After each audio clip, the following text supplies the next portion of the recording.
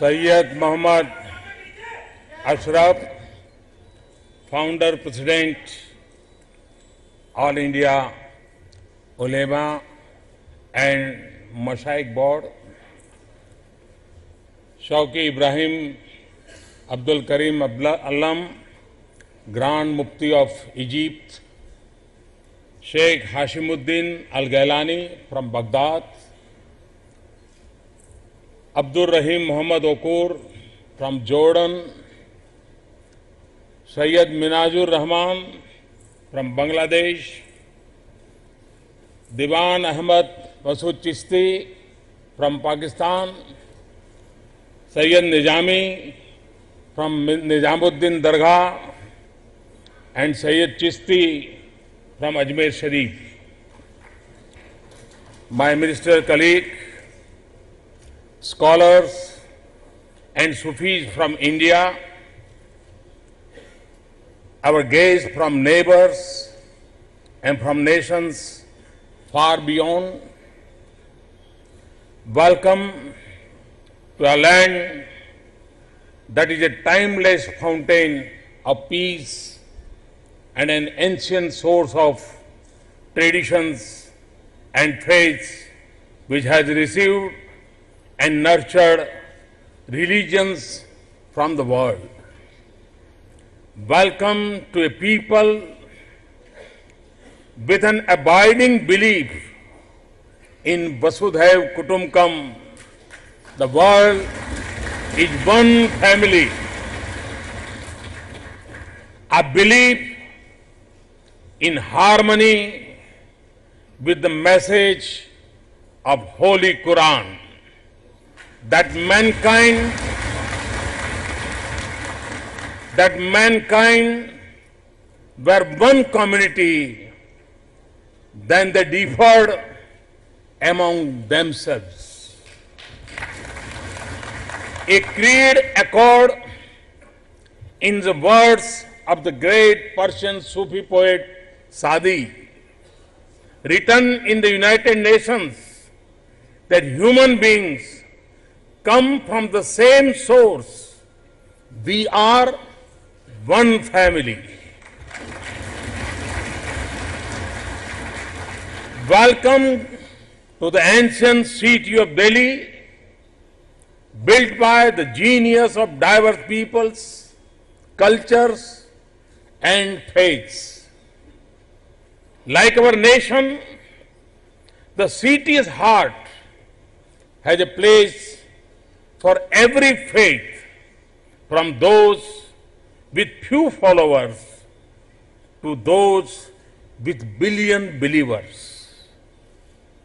It is a magnificent shrine, includes the dargahs of great Sufi saints Mahbub-e-Ilahi and Hazrat Bakhtar Kafi, that draw people from all faiths and all corners of the world. This is an extraordinary event of great importance to the world at a critical time for humanity. At a time when the dark shadow of violence is becoming longer, you are the noor, or the light of a hope.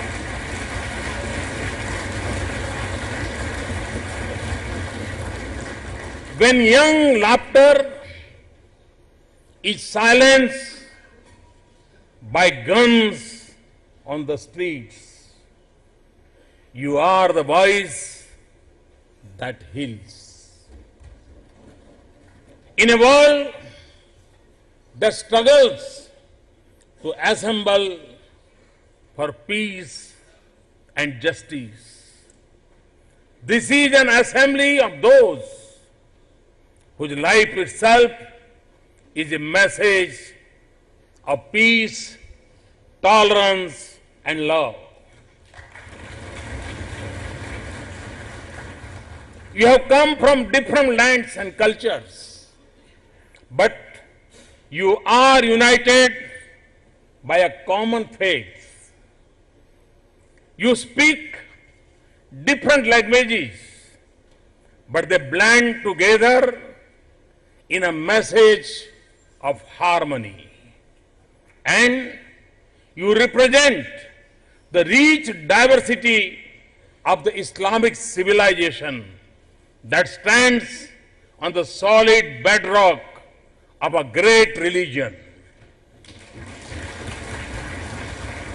It is a civilization that reached great heights by the 15th century in science, medicine, literature, art, architecture, and commerce. It drew on the immense talents of its people and also Islam's engagement with diverse civilizations. Ancient Egypt, Mesopotamia and Africa, the Persian, Central Asian and Caucasian lands, the regions of East Asia, and with Buddhism and Indian philosophy and science. As it enriched itself, it also enriched the world. It set once again an enduring lesson of human history. It is through openness and inquiry, engagement and accommodation, and respect for diversity that humanity advances, nations progress, and the world prospers. And this is the message of Sufism, one of the greatest contributions of Islam to this world. From its origins in Egypt and West Asia, Sufism traveled to distant lands, holding aloft the banner of faith and the flag of human values. Learning from spiritual thoughts of other civilizations and attracting people with the life and message of its saints. In the different settings of Saharan Africa or in Southeast Asia, in Turkey or in Central Asia, in Iran or India, Sufism reflected the universal human desire to go beyond the practice and precepts of religion for a deeper unity with Almighty.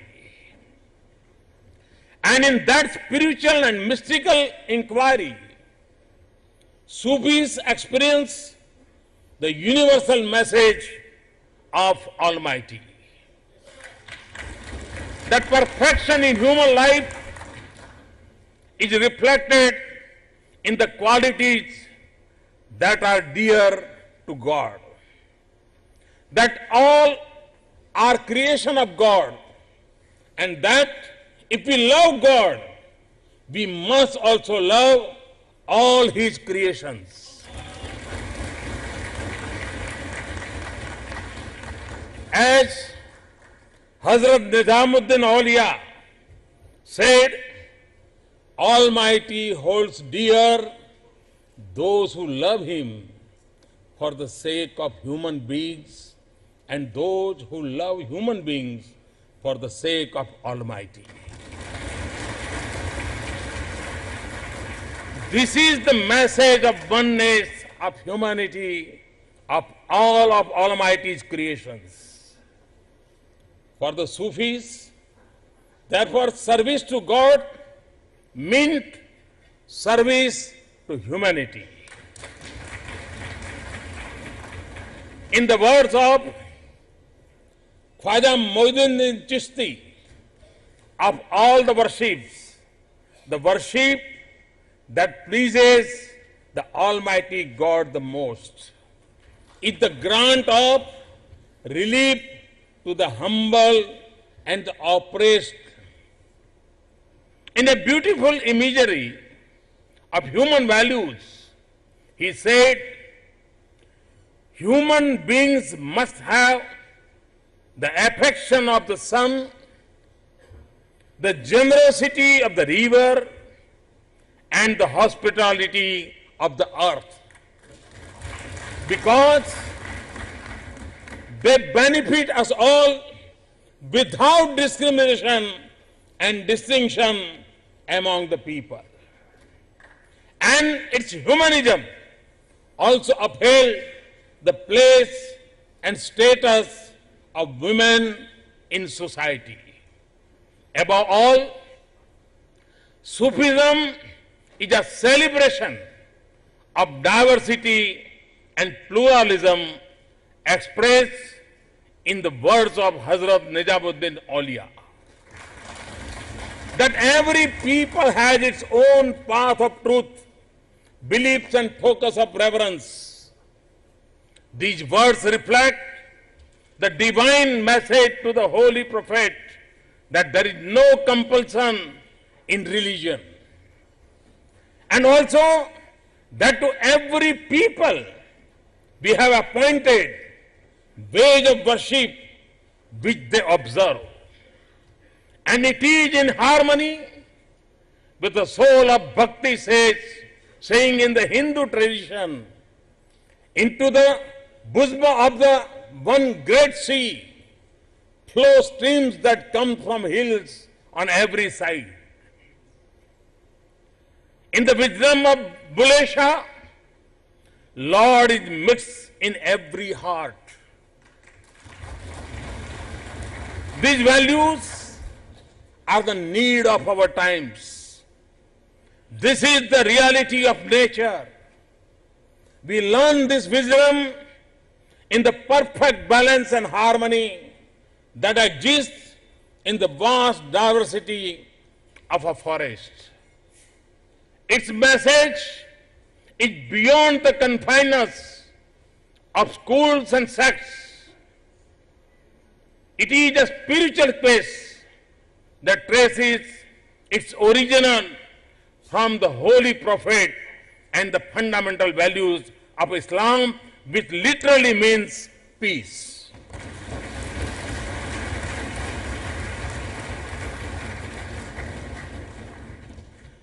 And it reminds us that when we think of the 99 names of Allah,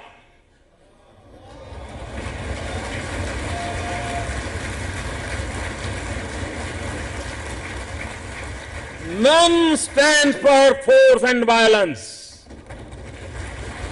And that the first two names denote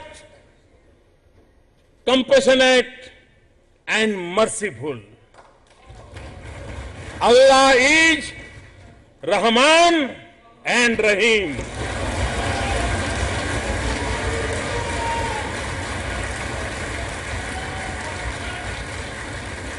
Sufism is the voice of peace, coexistence, compassion, and equality, a call to universal brotherhood.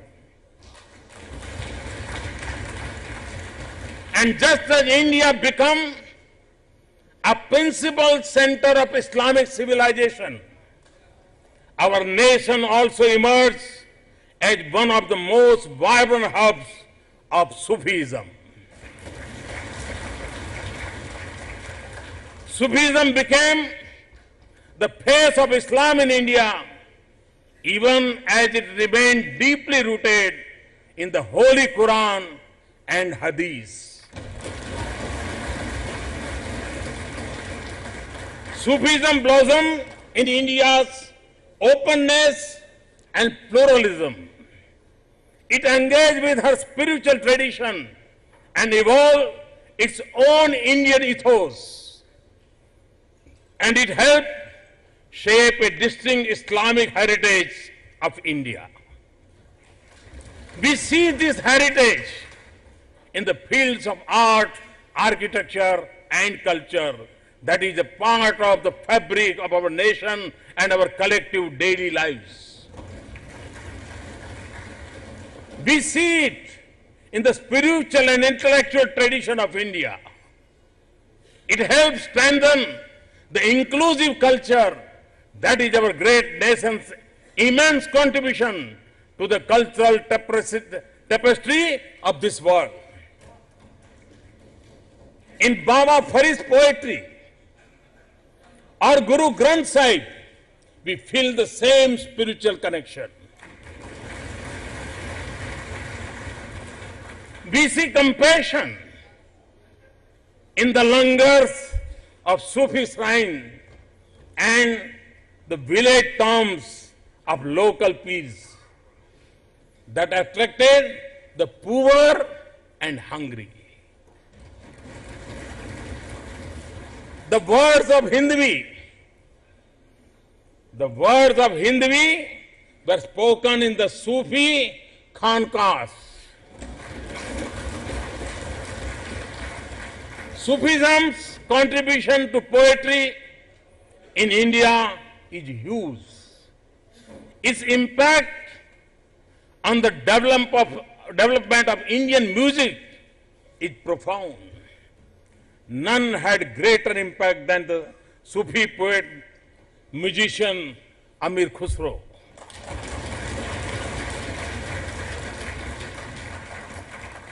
8 centuries later, his poetry and musical innovation continue to be a part of the soul of Hindustani music.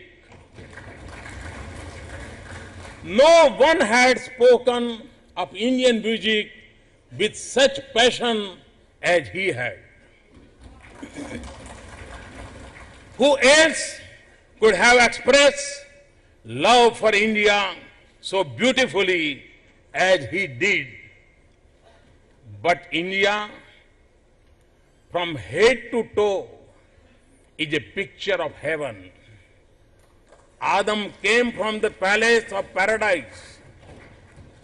He could only be sent to an orchard of fruits, that is India.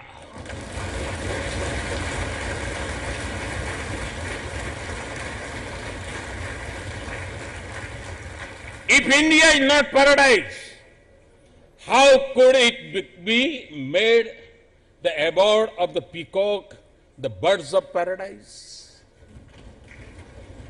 It is this spirit of Sufism, the love for their country and the pride in their nation, that define the Muslims in India.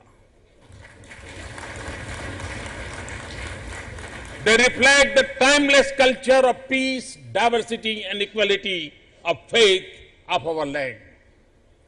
They are steeped in the democratic tradition of India, confident of their place in the country and invested in the future of their nation. And above all, they are shaped by the value of the Islamic heritage of India. It affords the highest ideals of Islam and have always rejected the forces of terrorism and extremism. Now as they travel to different parts of the world, they are the ambassadors of the values and traditions of our nation. As a nation, we stood against colonialism and in our struggle for freedom. At the dawn of independence, some choose to go away. And I believe that it also had to do with the colonial politics of that time. The tallest of our leaders such as Maulana Azad and important spiritual leaders such as Maulana Hasan Madni and millions of ordinary citizens rejected the idea of division on the basis of religion.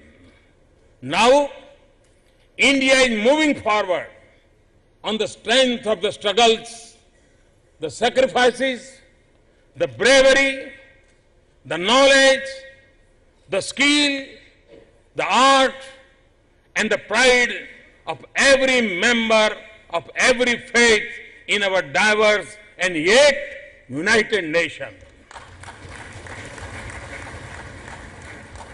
Like the strings of sitar that each produces in note, but come together to create a beautiful melody. This is the spirit of India. This is the strength of our nation. All our people, Hindus, Muslims, Sikhs, Christians, Jains, Buddhists, the micro-minority of Parsis, believers, non-believers, are an integral part of India. Just as it once came to India, today Sufism from India has spread across the world. But this tradition that evolved in India belongs to the whole of South Asia. That is why I urge others in the region to nurture and revive this glorious heritage of ours.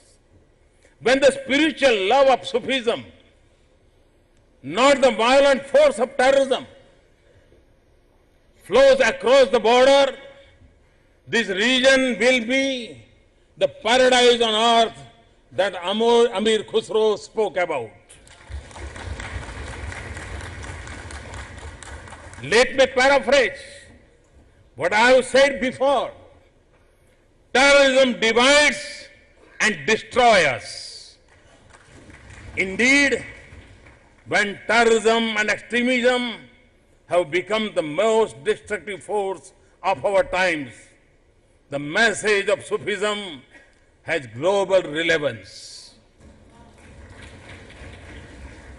In the centers of conflict in West Asia, to calm cities in distant countries, in the remote villages of Africa, to the towns in our own region, terrorism is a daily threat.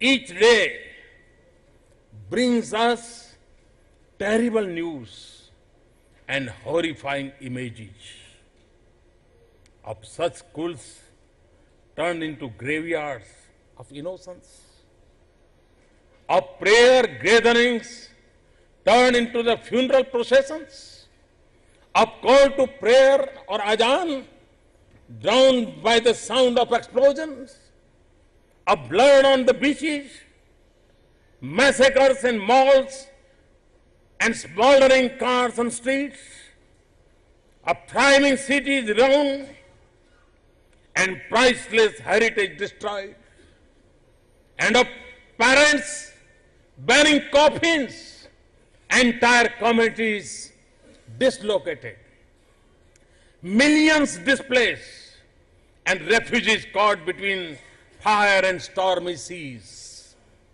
In this digital century of new promise and opportunities, the reach of terror is growing and its toll is rising every year.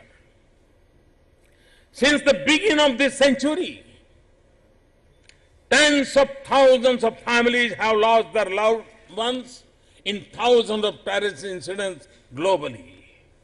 Last year alone, I'm talking about 2015. Last year alone, over 90 countries experienced terrorist attacks. Parents in 100 countries live with the daily pain of their children lost to the battlefield of Syria. And in a globally mobile world, one incident can claim citizens of many nations. Every year, we spend over $100 billion on securing the world from terrorism. Money that should have been spent on building the lives of the poor. The impact cannot be fully captured in statistics alone. It is changing the way we live. There are forces and groups that are instruments of state policy and design. There are others recruited to the cause in misguided belief. There are some who are trained in organized camps. There are those who find their inspiration in the borderless world of cyberspace. Terrorism uses diverse motivations and causes, none of which can be justified. Terrorists distort a religion whose cause they profess to support. They kill and destroy more in their own land and among their own people than they do elsewhere. And they are putting entire regions to peril and making the world more insecure and violent. The fight against terrorism is not a confrontation against any religion. It cannot be. It is a struggle between the values of humanism and the forces of inhumanity. It is not a conflict to be fought only through military intelligence or diplomatic means. It is also a battle that must be won through the strength of our values and the real message of religions. As I have said before, we must reject a link between terrorism and religion. Those who spread terror in the name of religion are anti-religious. And we must advance the message of Sufism that stands for the principles of Islam and the highest human values. This is a task that states, societies, sages, scholars, and families must pursue. However, to me, the message of Sufism is not just confined to combating terrorism. The values of harmony, welfare, compassion, and love for human beings are the foundation of a just society. That is the principle behind my creed of Sabka Saath, Sabka Vikas.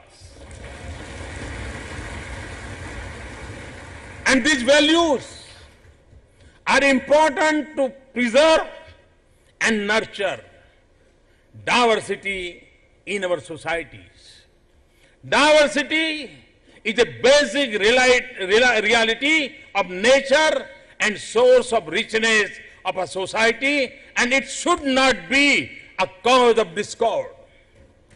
We need not just constitutional provisions or legal safeguards, but also social values, an inclusive and peaceful society in which everyone belongs, secure about his rights and confident of her future. This is also a time of great flux and transition in the world.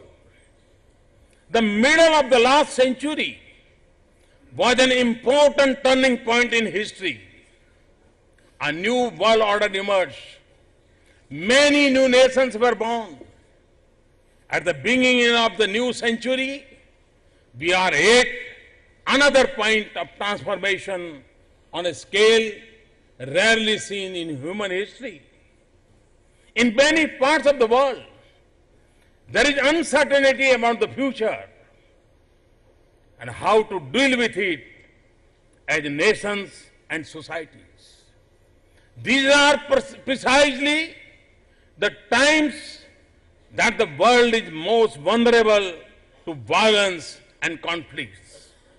The global community must be more vigilant than ever before and counter the forces of darkness with the radiant light of the human values. So, let us remember the teaching of Holy Quran that if anyone slew one innocent person, it would be as if they slew a whole people. If anyone saved one life, it would be as if saved a whole people.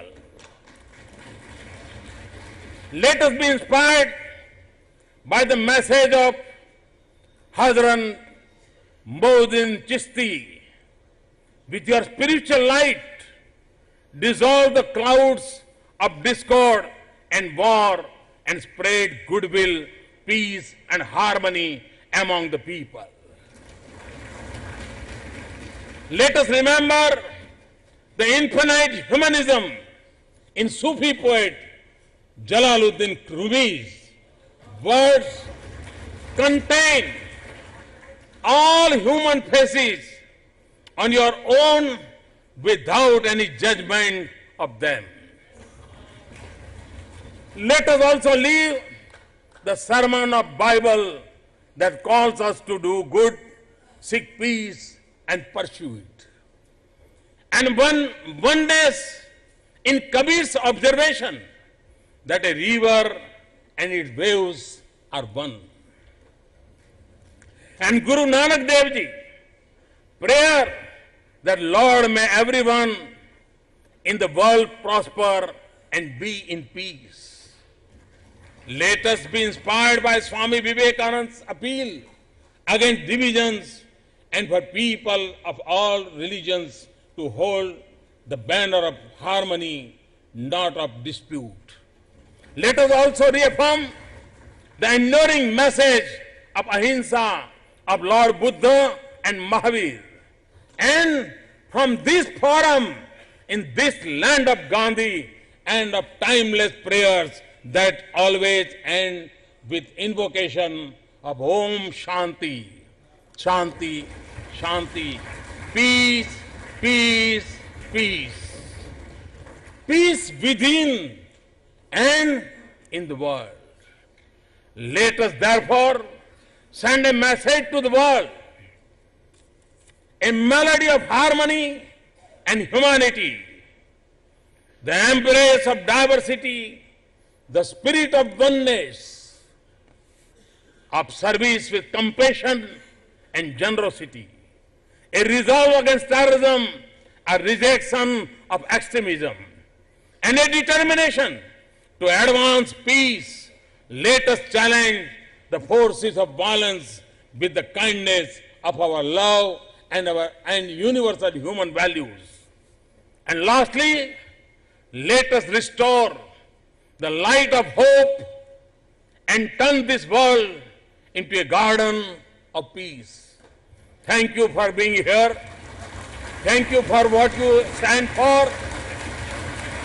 Thank you. Thank you. Thank you for the role you are playing in building a better world. Thank you very much. Thanks a lot.